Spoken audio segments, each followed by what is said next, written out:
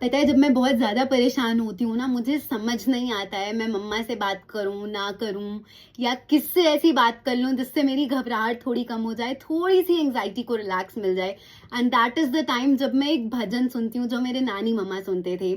संस्कार टीवी पे ना, मतलब many years ago Vinod Agarwal ji एक हैं जो भजन गाते हैं। अब तो he is no more, that person is no more alive among us. उनका एक भजन है, मेरा आपकी कृपा से सब काम हो रहा है। बहुत बहुत सारे लोगों ने ये भजन बाद में गाया है, and I will definitely share the link of that bhajan in this channel. तो अगर आप घबरा रहे हैं, अगर आपको लग रहा है कि बहुत ज़्यादा परेशानी है, परिस्थिति हमारे हाथ में नहीं है, एंग्जाइटी हो रही है, तो बस एक बार मेरे कहने पर वो भजन सुन के देखना। इतनी प्यारी प्यारी लाइन्स हैं, इतनी सुंदर सुंदर एग्जाम्पल से समझाया हुआ है, और एक बहुत ही प्यारी एनालॉजी दी हुई है उसमें, जिसको मैं कोट करके हुए बताती हूँ कि जब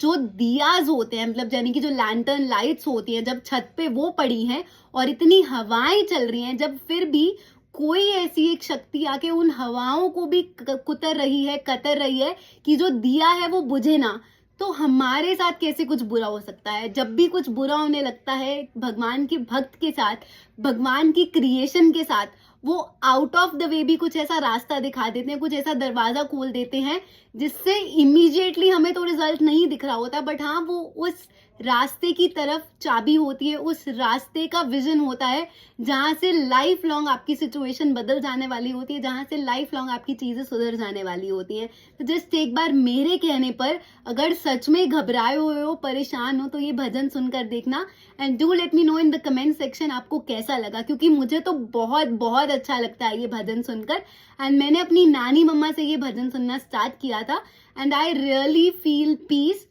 and I am so thankful कि लोग ऐसे भी हैं जो दूसरों की एंग्जाइटी कम करने के लिए, यस, रियल लाइफ टेंशन्स, परिस्थितियों को हम यंग जनरेशन ने एंग्जाइटी का नाम दिया हुआ है। तो ऐसी सिचुएशन से जब समझ नहीं आता है किससे बात करो, या अगर कोई ना हो, या अगर किसी से शेयर नहीं करना चाहते कि दूसरा ना परेशान हो जाए, तो ऐसे भजन सुनकर बहुत बहुत स्ट्रेंथ मिलती है, बहुत हिम्मत मिलती है, और लगता है कि यस, एक्चुअल में हमारे हाथ में कुछ है ही नहीं।